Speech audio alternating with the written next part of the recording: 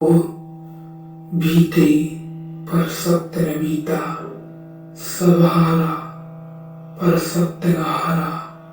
यदि आपने अभी तक अंतिम अध्याय नहीं देखा है तो कृपया करके अंतिम अध्याय देखें। वस्तुत पहली दफा सब कुछ था, तुम्हारा सब कुछ समाप्त हो गया। तुमने जो बना ली थी अपनी छोटी सी घास फूस की कुटिया, वह गिर गई। आकाश था, चांद तारे थे, परमात्मा ही बचा। तुमने जो बना ली थी सीमाएं रेखाएं, वे खो गई। बे निर्भय आकाश बचा। तुमने जो छोटे से में रहने का अभ्यास कर लिया था, वह लड़खड़ा गया। उसी लड़खड़ाहट में तुम भी घबराकर सड़क के किनारे बैठ गए। निश्चित कुछ था, लेकिन जिसको यह अनुभव हुआ अवाक रह गया। वह पकड़ नहीं पाया क्या था, कौन था। तुम्हें ख्याल है कभी कभी ऐसा होता है, सुबह अचानक कोई तुम्हें जगा दे जब तुम गहरी नींद में सोए थे। 5 बजे, हाँ, तुम गहरी नींद में थे।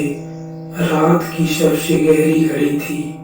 कोई अचानक जगा दे, कोई शोरगुल हो जाए, रास्ते पर कोई बम फूट जाए, कोई कार टकरा जाए, द्वार पर कोई शोरगुल हो जाए, तुम अचानक से जाग जाओ।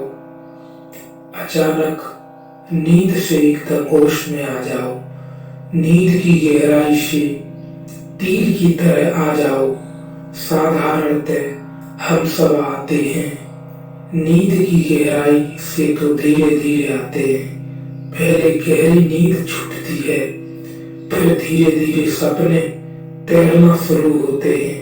फिर सपनों में हम थोड़ी देर रहते हैं, इसलिए तुम्हें सुबह के सपने याद रहते हैं, रात के सपने तुम्हें याद नहीं रहते, क्योंकि सुबह के सपने बहुत हल्के होते हैं और नींद और जागरण के ठीक मध्य में होते हैं। फिर धीरे धीरे सपने हटते हैं, फिर अधूरी अधूरी दूरी सी नींद होती है।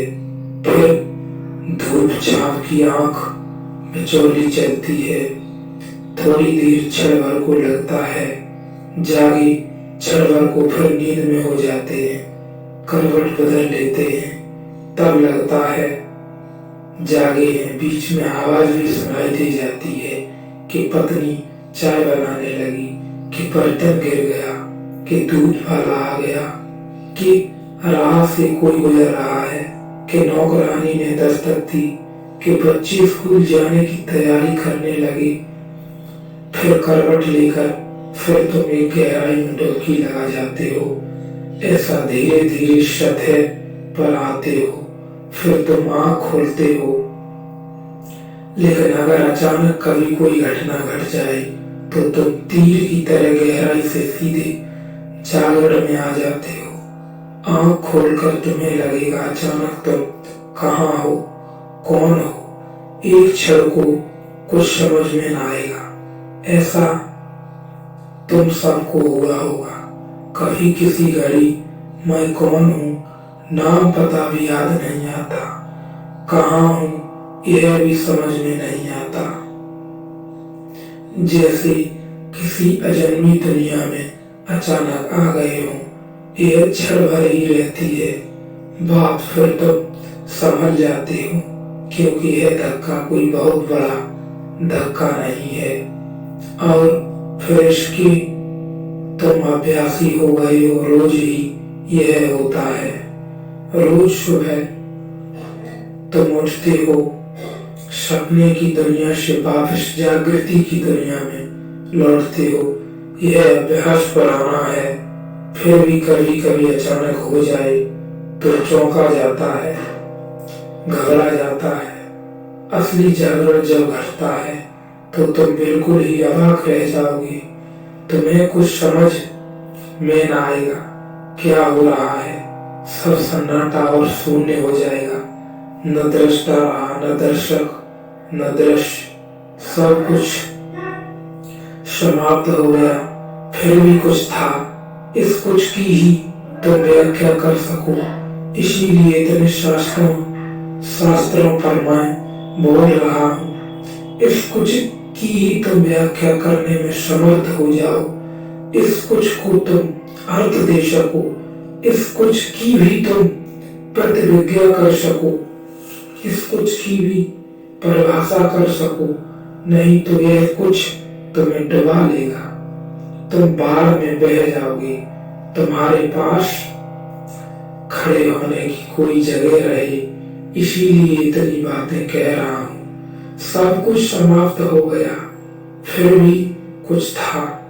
कभी अंधेरा, कभी प्रकाश की आंख में ज्वाली जलती रही, लेकिन तभी से बेचैनी बढ़ गई है और समझ में नहीं आता कि यह सब क्या था।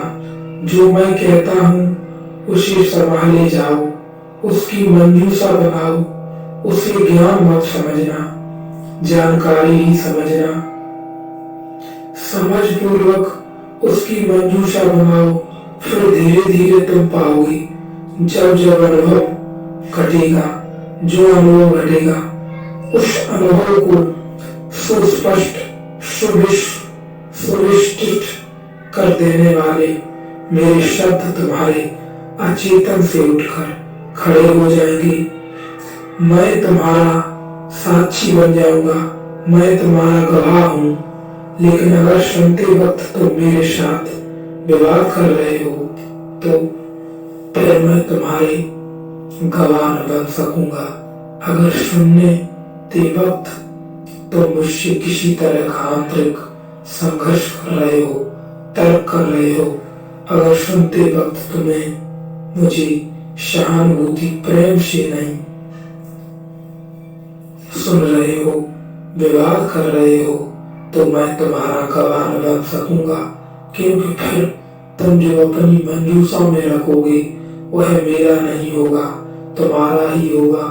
वस्तुतः यह अनुभव तो हुआ ही होगा कि सोने के बाद करवट बदलने से एक गहरी डुबकी लगती है, लेकिन फिर करवट बदलते हैं तो पता चलता है कि बाहर जागरण है।